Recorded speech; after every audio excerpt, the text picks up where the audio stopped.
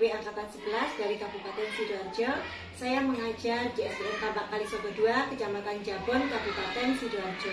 Saya akan melakukan percakapan praobservasi bersama rekan sejawat saya, Ibu Naila Tukfatul Mahfiro. Assalamualaikum Ibu Naila. Waalaikumsalam warahmatullahi wabarakatuh. Bagaimana kabarnya Ibu? Alhamdulillah baik. Baik Ibu, hari ini kita akan laksanakan percakapan praobservasi ya Bu. Ya. Adapun tujuan kegiatan percakapan praobservasi ini yaitu agar nantinya Ibu saat melakukan kegiatan observasi di dalam kelas, Ibu akan lebih siap dalam menghadapinya. Begitu ya Bu ya? Ya. Jadi nanti saya akan mengamati Ibu saat kegiatan pembelajaran di dalam kelas. Saya akan melakukan kegiatan supervisi di kelas. Begitu ya Bu? Sebelumnya izinkan saya mengajukan beberapa pertanyaan kepada Ibu.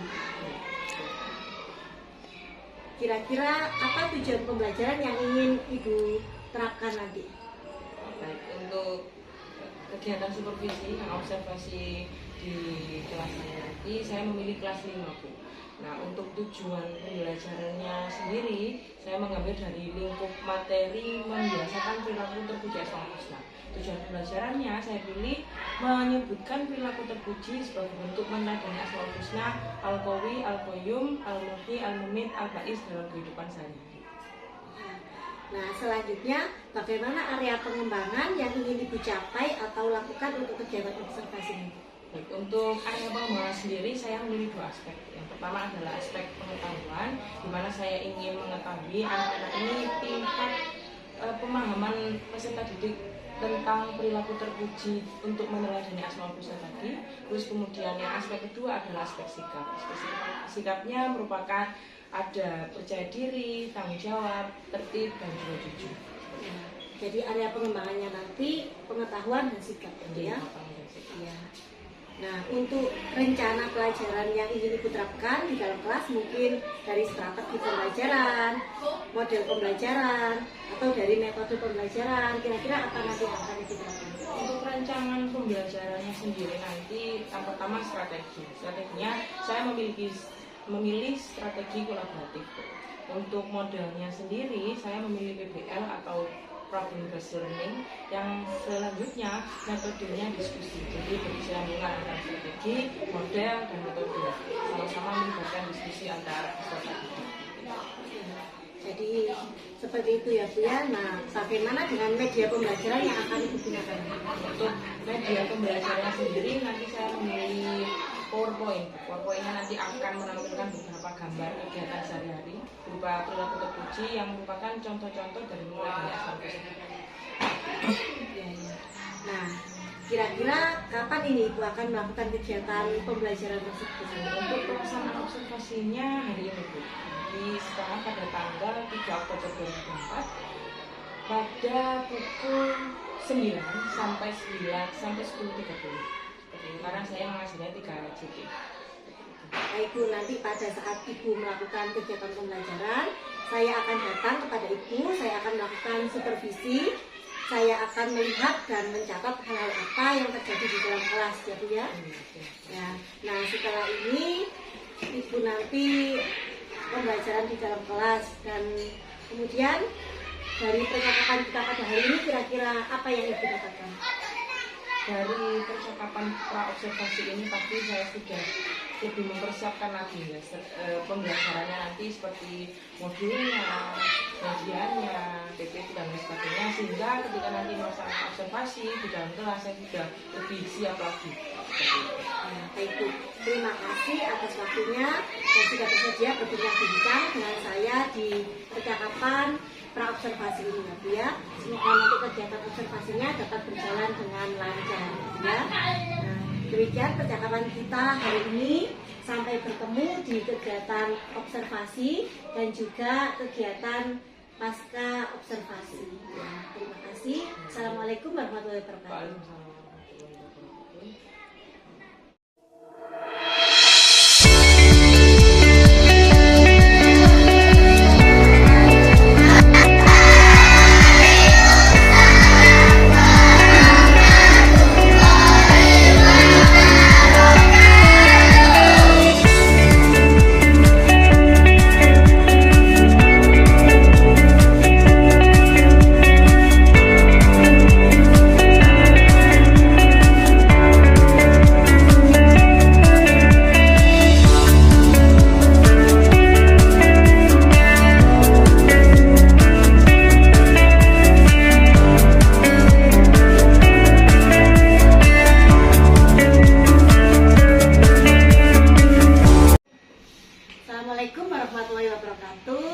Berjumpa lagi dengan saya Fitria Yuliana, GGP Angkatan 11 dari Kabupaten Sidoarjo.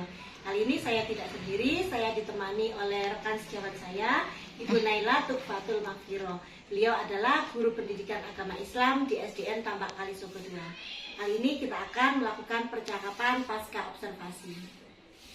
Assalamualaikum Ibu Naila. Waalaikumsalam warahmatullahi wabarakatuh.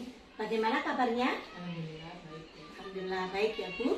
Baik, di percakapan pasca observasi ini saya akan memberikan pertanyaan kepada Ibu terkait dengan jalannya pembelajaran yang telah Ibu lakukan untuk mengetahui sejauh mana proses pembelajaran yang sudah Ibu lakukan. Begitu ya Bu?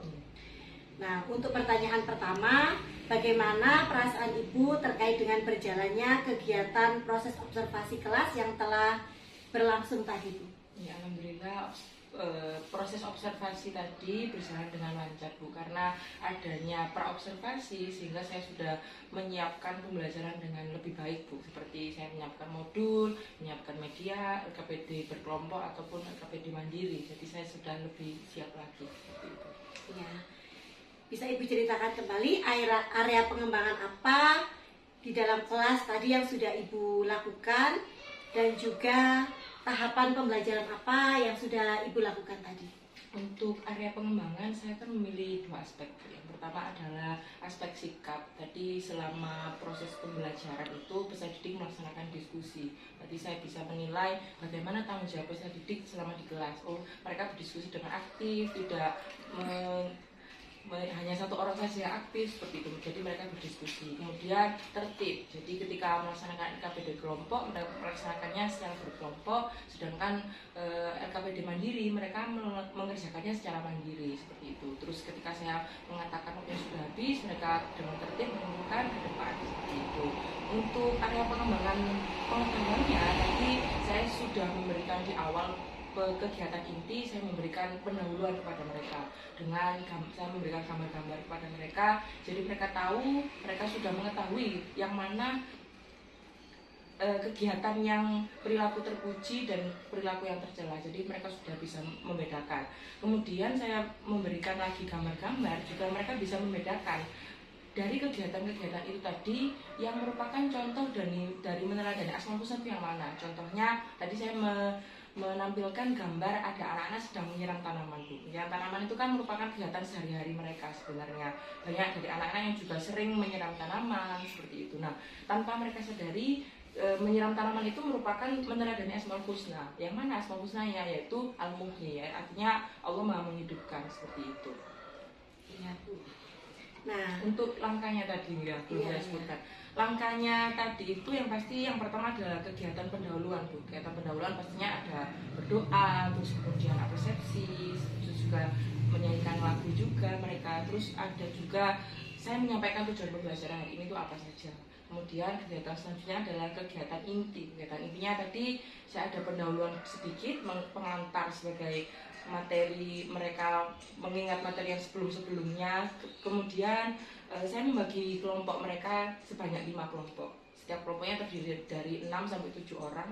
Kemudian saya memberikan LKPD berkelompok. Setelah LKPD kelompoknya mereka berdiskusi. Kemudian setelah berdiskusi mereka mempresentasikan hasil diskusi ke depan, dan kelompok lain ketika ada yang berdiskusi, ada yang mempresentasikan, ada yang menanggapi hasil diskusi mereka. Kemudian kegiatan penutup yang pastinya saya memberikan kesimpulan dari apa yang mereka sampaikan tadi, mungkin ada kurangnya, saya memberikan kesimpulan dan tambahan. Kemudian saya memberikan apresiasi lagi kepada mereka. Kemudian ada LKPD mandiri yang mereka kerjakan sendiri-sendiri, dan diakhiri dengan penutup doa. Iya. Nah, menurut Ibu apa sih kekurangan dan juga kendala-kendala yang terjadi ketika sedang melakukan pembelajaran di kelas tadi? Untuk kendalanya itu yang pertama adalah pengondisian peserta didik Bu, karena kebetulan saya memilih kelas 5. Kelas 5 itu siswanya lumayan banyak, memang tidak maksimal, maksudnya tidak maksimal jumlah kelas, hanya 33, tapi itu sudah termasuk yang banyak gitu. Jadi tadi posisi duduk mereka ketika berkelompok itu belum tertata, jadinya saya mengondisikan peserta didik juga susah gitu. Ketika mereka berdiskusi juga tempatnya mungkin kurang nyaman untuk mereka seperti itu. Terus yang kedua, refleksi Bu. Ketika tadi di akhir pembelajaran seharusnya saya menanyakan ke mereka bagaimana media hari ini sudah bisa membantu mereka memahami materi apa belum, atau bagaimana perasaan mereka selama belajar hari ini, sudah senang atau sedih atau seperti apa. Tadi saya belum menyampaikan seperti itu. Iya, iya. Nah, mengapa hal itu bisa terjadi tadi? Ya, mungkin karena observasi, ya ada yang mengawasi lah ibaratnya seperti itu. Mungkin saya ada rasa sedikit deg-degan atau nervous gitu, ya ada yang melihat seperti itu Bu. Jadi rencana kedepannya bagaimana pun untuk memperbaiki kekurangan? Ya, untuk memperbaiki kekurangan, yang kendala yang pertama kan tadi pengondisian peserta didik. Untuk pertemuan selanjutnya atau kegiatan pembelajaran selanjutnya, saya akan lebih mempersiapkan lagi posisi tata letak peserta didik. Kalau memang saya mau mereka berkelompok, berarti posisinya duduknya sudah secara berkelompok, misalnya saya bagi jadi 5 atau 6, jadi mereka lebih mudah untuk berdiskusi. Untuk kendala refleksinya tadi mungkin saya boleh mencantumkan di modul, karena saya belum mencantumkannya di modul, sehingga saya kelewatan tadi untuk menyampaikan refleksi sehingga langsung penutup seperti itu. Iya, iya. Nah, kira-kira sejauh mana pengembangan yang sudah Ibu sampaikan tadi, apa sudah berhasil dilakukan atau masih belum? Dari hasil LKPD baik secara kelompok maupun mandiri, sebenarnya anak-anak sudah cukup baik, cukup bisa mengerti dan bisa melaksanakan tujuan pembelajaran hari ini seperti itu. Iya Bu, kira-kira dari apa yang sudah Ibu sampaikan tadi sudah sangat bagus ya Bu ya. Nah, kira-kira kapan Ibu akan melakukan perubahan dari rencana yang telah Ibu sampaikan tadi untuk memperbaiki kekurangan-kekurangan yang ada? Tadi untuk memperbaiki kendala-kendala tadi, kurang-kurang tadi, di pertemuan selanjutnya bisa saya lebih perbaiki lagi. Iya, iya. Baik Bu, terima kasih atas jawaban-jawabannya Ibu. Semoga apa yang Ibu rencanakan ini bisa secepatnya direalisasikan ya Bu ya. Ya, terima kasih. Assalamualaikum. Waalaikumsalam warahmatullahi wabarakatuh. Demikianlah kegiatan pra-observasi, observasi, dan pasca observasi yang telah saya lakukan. Semoga bermanfaat untuk kita semuanya. Wassalamualaikum warahmatullahi wabarakatuh.